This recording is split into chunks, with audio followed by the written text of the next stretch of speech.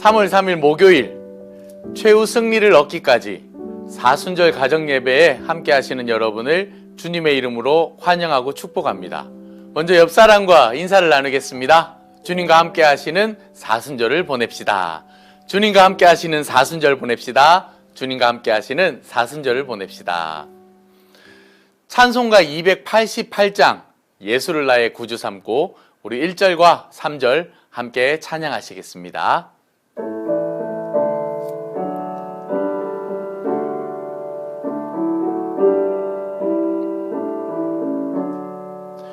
예수를 나의 구주 삼고 성령과 피로써 거듭나니 이 세상에서 내 영혼이 하늘의 영광 누리도다. 이것이 나의 간증이요 이것이 나의 찬송일세. 나 사는 동안 끊임없이 구주를 찬송하리로다. 주 안의 기쁨 누림으로 마음의 풍랑이 잔잔하니 세상과 나는 간 곳 없고 구속한 주만 보이도다. 이것이 나의 간증이요 이것이 나의 찬송일세. 나 사는 동안 끊임없이 구주를 찬송하리로다.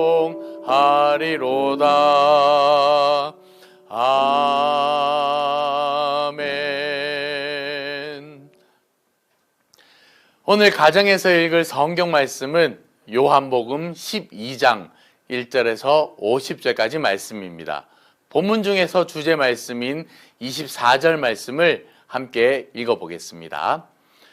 내가 진실로 진실로 너희에게 이르노니 한 알의 밀이 땅에 떨어져 죽지 아니하면 한 알 그대로 있고 죽으면 많은 열매를 맺느니라. 아멘.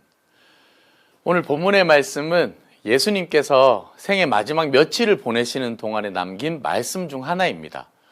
6월절이라고 하는 유대인 최고의 명절을 맞이하여 예수님께서는 유대인들의 수도인 예루살렘으로 이전하셨습니다.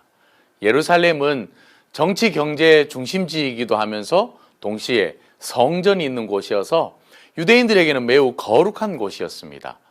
예수님이 예루살렘 성전에 들어가실 때 사람들에게 대단한 환영을 받으셨는데요. 아마도 예수님이 이미 널리 알려져 있었다고 볼 수 있을 것 같습니다. 예수님께서 기적을 행하는 사람으로 유명하게 되었을 것이고요. 또 율법에 대한 새로운 해석을 선포하는 분으로, 또 어떤 사람들은 예수님을 통해서 당시 유대인들이 처해 있는 역사적 환경 속에서 그들을 해방시킬 것이라는 그런 기대치를 가지고 예수님을 맞이한 것으로 보입니다.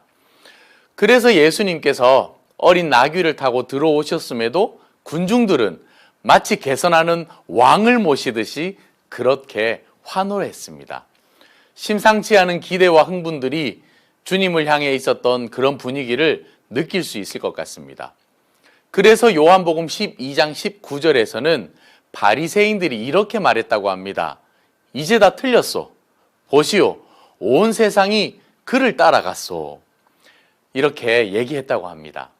이 바리새인들은요, 예수님을 제거하기 위해서 기회를 노리고 있었던 사람들인데 온 군중들이 예수님을 따르는 것을 보면서 그들의 의도가 다 무산되었다고 탄식할 정도로 분위기가 아주 심상치 않았던 것으로 보이고 있습니다. 그리고 오늘 본문에 보니까 헬라 사람들 중에 또 어떤 사람들이 예수님을 만나기를 원했다고 합니다.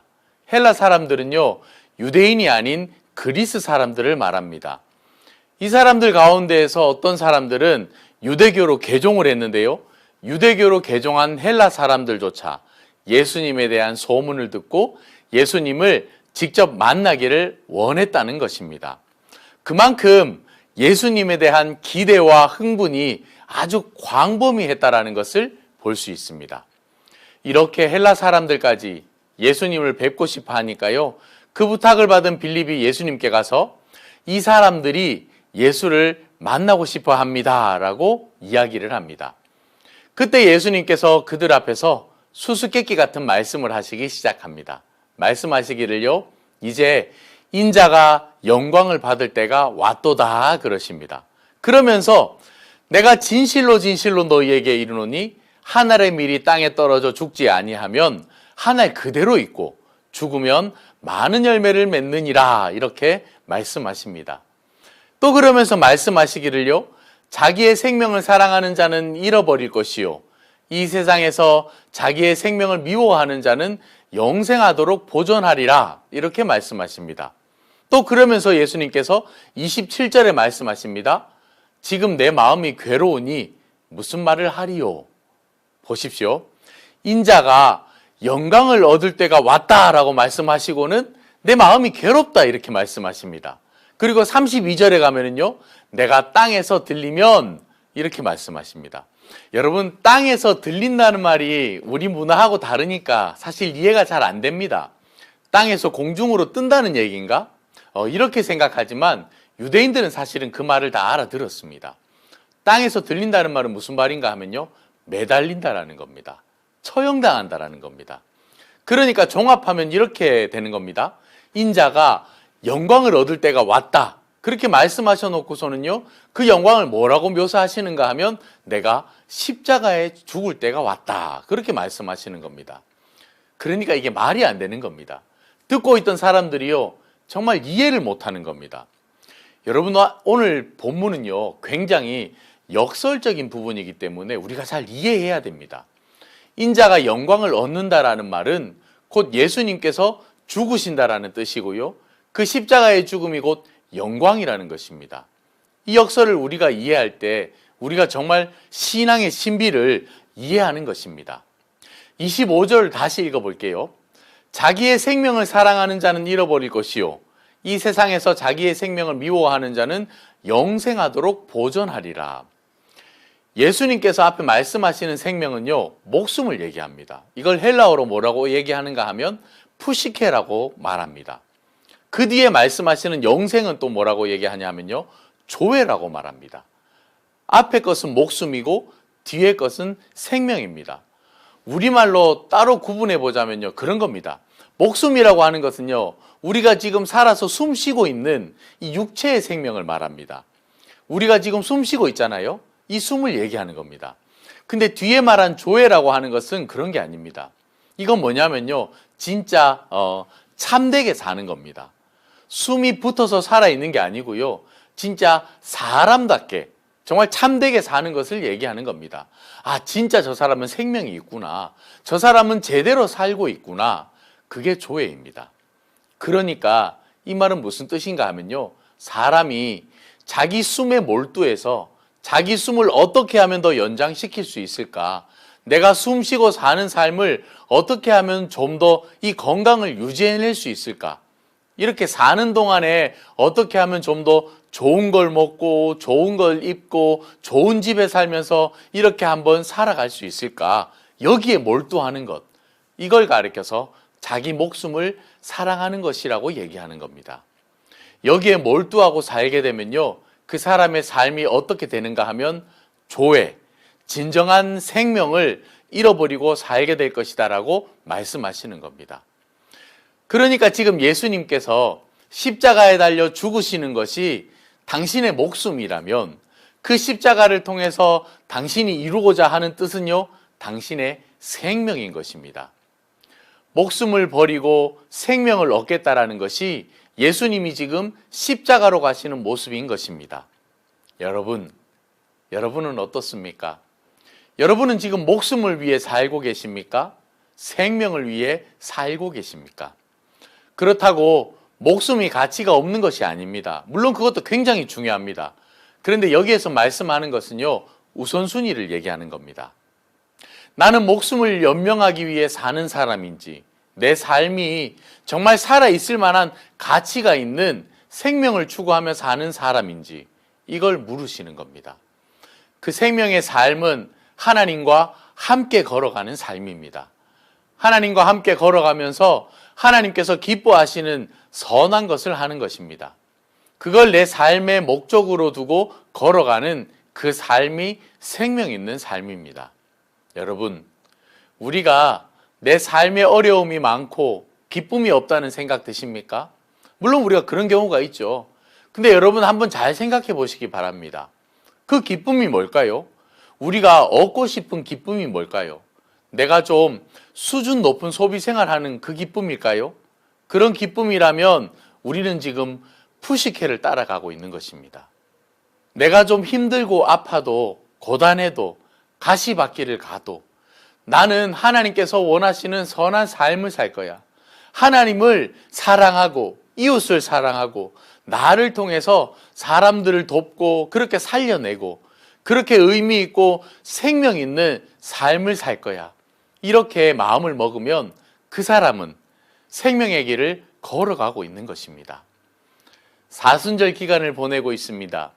예수님이 왜 이 땅에 오셨는지, 예수님의 십자가를 통한 죄사함과 구원의 계획을 우리는 너무나도 잘 알고 있습니다. 자신을 희생함으로 많은 사람을 구원하신 예수님의 십자가를 본받아야 할 것입니다. 그래서 우리들 또한 목숨이 아니고요, 생명을 살아야 하는 것입니다.